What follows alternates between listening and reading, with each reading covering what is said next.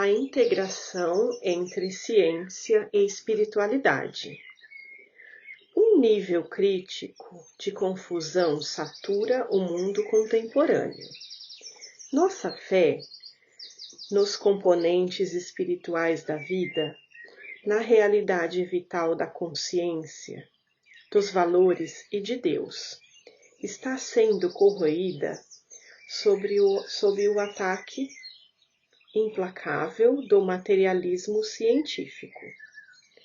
Por um lado, recebemos de braços abertos os benefícios gerados por uma ciência que assume a visão do mundo materialista. Por outro, essa visão de mundo predominante não consegue corresponder às nossas intuições sobre o significado da vida. Nos últimos 400 anos, adotamos gradualmente a crença de que a ciência só pode ser construída sobre a ideia de que tudo é feito de matéria. Os denominados átomos em um espaço vazio. Viemos a aceitar o materialismo como dogma, a despeito de sua incapacidade de explicar as experiências mais simples de nossa vida diária. Em suma, temos uma visão de mundo incoerente. As tribulações em que vivemos alimentaram a exigência de um novo paradigma, uma visão unificadora do mundo, que integre mente e espírito na ciência. Nenhum novo paradigma, contudo, emergiu até agora. Este livro propõe um paradigma desse tipo e mostra que podemos construir uma ciência que abranja as religiões do mundo, trabalhando em cooperação com elas, para compreender a condição humana em sua totalidade. O núcleo de nosso paradigma é o reconhecimento de que a ciência moderna confirma uma ideia antiga, a ideia de que consciência, e não matéria, é o substrato de tudo que existe. A primeira parte deste livro apresenta a nova física e uma versão moderna da filosofia do idealismo monista. Sobre esses dois pilares, tentarei construir o prometido novo paradigma, uma ponte sobre o abismo entre ciência e religião, que haja contato entre ambas. O abismo e a ponte. Vejo uma caricatura estranha, despedaçada, de homem acenando para mim. O que é que ele está fazendo aqui? Como é que ele pode existir em um estado tão fragmentado? Que nome lhe darei? Como se estivesse lendo minha mente. A mutilada figura começa a falar. Em meu estado, que diferença faz um nome? Chama-me de Guernica. Estou à procura de minha consciência. Não tenho direito à consciência? Reconheci o nome Guernica. É a obra-prima de Pablo Picasso, pintada em protesto contra o bombardeio fascista da pequena cidade espanhola do mesmo nome. Bem, respondi, procurando tranquilizá-lo. Se você me disser exatamente o que precisa, talvez eu possa ajudá-lo. Você acha mesmo? Os olhos dele se iluminaram. Você, quem sabe, defenderá minha causa? E me lançou um olhar ansioso. Perante quem? Onde? Perguntei intrigado. Lá dentro, eles estão se divertindo numa festinha, enquanto eu estou aqui, abandonado, inconsciente. Talvez, se encontrar minha consciência, eu volte a ser inteiro novamente.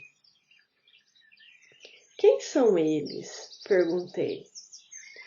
Os cientistas, os que decidem o que é real. Oh, neste caso, a situação não pode ser tão ruim assim. Eu sou cientista.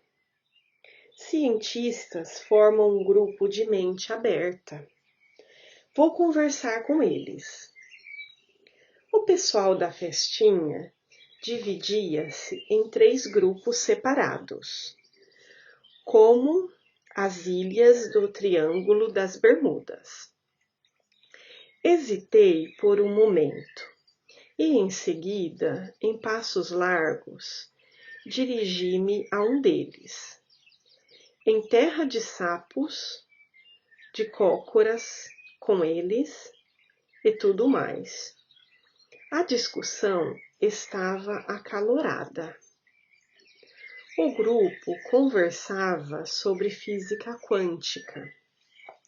A física quântica faz prognósticos sobre fatos que observamos experimentalmente. Nada mais, disse um cavalheiro de aparência distinta, com uns poucos fios grisalhos nos cabelos. Por que fazer suposições sem base sobre a realidade, quando a conversa é sobre objetos quânticos? O senhor não está um pouco cansado desse disco? Uma geração inteira de físicos parece ter sofrido lavagem cerebral e sido levada a acreditar que uma filosofia convincente da física quântica foi formulada há 60 anos. Isso simplesmente não aconteceu. Ninguém entende a mecânica quântica, disse outro, cuja postura melancólica era óbvia. Essas palavras mal foram notadas na discussão, quando o outro cavalheiro, exibindo uma barba desgrenhada, disse com arrogante autoridade: escutem aqui. Vamos corrigir o contexto. A física quântica diz que os objetos são representados por ondas. Objetos são ondas, e ondas, como todos nós sabemos, podem estar em 2 ou mais lugares na mesma ocasião. Mas quando observamos um objeto quântico, nós o encontramos, todo ele, em um único lugar, aqui e não ali. E com certeza, não ambos aqui e ali ao mesmo tempo. O senhor Barbado agitava nervoso as mãos. O que é que isso significa, em termos simples? O senhor disse, fitando-me: o que é que o senhor pensa a respeito? Por um minuto fiquei abalado com o desafio, mas recuperei-me rápido. Bem, parece que nossas observações, e portanto nós, produzem um efeito profundo sobre objetos quânticos. Não, não, não, trovejou o meu inquisidor. Quando observamos, nenhum paradoxo existe. Quando não observamos, volta ao paradoxo de o objeto estar simultaneamente em dois lugares. Obviamente, a maneira de evitar o paradoxo é prometer jamais conversar entre observações sobre o paradeiro do objeto. Mas, e se nossa consciência produzir realmente um efeito profundo sobre objetos quânticos? Insisti. Por alguma razão, parecia-me que a consciência de Guernica tinha alguma coisa a ver com essa especulação. Mas isso significa influência da mente sobre a matéria. Exclamaram em uníssono os membros do grupo, olhando-me como se eu tivesse dito uma heresia. Mas, gaguejei, recusando ser intimado. Suponhamos que haja uma maneira de aceitar o poder da mente sobre a matéria. Contei a eles a triste situação de Guernica. Escutem aqui. Os senhores têm uma responsabilidade social neste particular. Os senhores sabem, há 60 anos, que a maneira convencional, objetiva de estudar física não funciona no caso de objetos quânticos. Encontramos paradoxos. Ainda assim, os senhores fingem usar de objetividade e o resto da sociedade perde a oportunidade de reconhecer que nossa consciência, estamos intimamente conectados com a realidade. Os senhores podem imaginar o impacto que produziriam sobre a visão do mundo das pessoas comuns se os físicos reconhecessem abertamente que nós não somos separados do mundo, mas sim somos o mundo, e que temos de assumir responsabilidade por isso? Talvez só então Guernica, ou melhor, todos nós, possamos retornar à plenitude. O cavalheiro, de aparência distinta, tomou a palavra. Reconhecerei nas caladas da noite e quando não houver ninguém por perto, que tenho dúvidas. Talvez estejamos perdendo uma oportunidade. Mas, como minha mãe me ensinou, na dúvida, é muito melhor fingir ignorância. Não sabemos coisa alguma sobre consciência. A consciência é assunto que pertence à psicologia. Aqueles caras ali, finalizou apontando para um canto. Mas insisti teimosamente.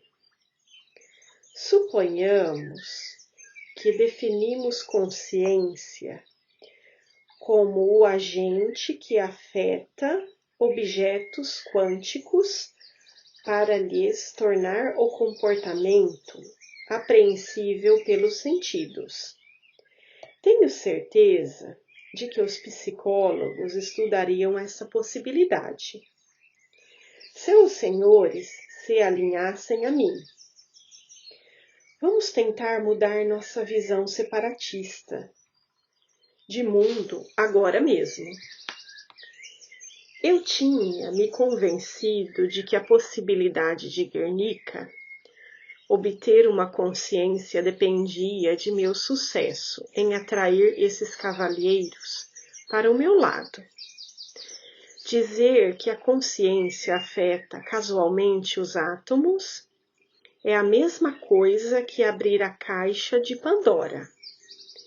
Essa ideia viraria a física de cabeça para baixo. A física não seria independente de nós. Perderíamos nossa credibilidade. Havia um tom de finalidade na voz que falava. Outra pessoa, com uma voz que eu ouvira antes, disse: ninguém entende a mecânica quântica, mas eu prometi a Guernica que defenderia a causa da devolução de sua consciência. Por favor, ouçam o resto do que eu tenho a dizer, protestei. Mas ninguém me deu a menor atenção. Eu me tornei um zero nesse grupo. Uma não consciência, igual a Guernica. Resolvi tentar os psicólogos. Reconheci-os pelo grande número de gaiolas de ratos e computadores no canto que ocupavam na sala. Uma mulher com aparência de pessoa competente explicava neste momento alguma coisa a um rapaz. Ao supor que o cérebro-mente é um computador, temos esperança de transcender a briga de voice dos behavioristas. O cérebro é o hardware do computador. Nada há realmente senão o cérebro. Isso que é o real. Não obstante os estados do hardware do cérebro, com o passar do tempo, executam funções independentes como o software do computador. E são esses estados de hardware que chamamos de mente. Neste caso, a consciência é o quê? Quis saber o rapaz. Puxa, que sincronização perfeita! Isso era exatamente o que me trouxera aquele canto. Para saber o que os psicólogos pensam da consciência. Eles deviam ser os tais que exerciam controle sobre a consciência de Guernica. A consciência é semelhante a uma unidade central de processamento, o centro de comando do computador. Respondeu parcialmente a mulher. O rapaz, insatisfeito com a resposta, insistiu. Se pudermos explicar todo o nosso desempenho de entrada, saída, em termos da atividade dos circuitos do computador, então, ao que parece, a consciência é inteiramente desnecessária. Não pude me conter. Por favor, não desistam ainda de discutir a consciência. Meu amigo Guernica precisa dela. E lhes contei o problema de Guernica, parecendo até um eco de meu amigo físico. Momentos antes, um cavalheiro elegantemente vestido intrometeu-se casualmente na conversa. Mas a psicologia cognitiva não está pronta ainda para a consciência. Nem mesmo sabemos como defini-la. Eu poderia lhe dar a definição do físico sobre consciência. Ela tem a ver com a física quântica. Esta última palavra despertou-lhes a atenção. Inicialmente, expliquei que os objetos quânticos eram ondas que surgiam e se espalhavam por mais de um lugar, e que a consciência poderia ser a agência que focalizava as ondas, de tal modo que podemos observá-las em um último lugar. E esta é a solução do problema dos senhores, sugeri. Os senhores podem aceitar a definição de consciência dada pela física. E em seguida poderão ajudar Guernica. Mas o senhor não estaria misturando as coisas? Os físicos não dizem que tudo é feito de átomos, de objetos quânticos? Se a consciência é feita também de objetos quânticos, de que maneira pode ela atuar como fonte casual sobre eles? Pense, homem, pense. Senti uma pequena sensação de pânico. Se esses psicólogos sabiam do que estavam falando, até minha consciência era uma ilusão, quanto mais a de Guernica. Mas eles estariam certos apenas se todas as coisas, incluindo a consciência, fossem realmente feitas de átomos. De repente, outra possibilidade relampejou em minha mente, e eu disse impetuosamente: os senhores estão fazendo as coisas da maneira errada. Não podem ter certeza de que todas as coisas são feitas de átomos. Isso é uma suposição. Vamos supor, em vez disso, que todas as coisas, incluindo átomos, sejam feitas de consciência. Meus ouvintes pareceram atordoados. Escute, há alguns psicólogos que pensam assim. Reconheço que a possibilidade a que você se refere é interessante, mas não é científica. Se queremos elevar a psicologia ao status da ciência, temos de nos manter longe da consciência, especialmente da ideia de que a consciência possa ser a realidade primária. Sinto muito, moço. A mulher que havia falado parecia realmente penalizada.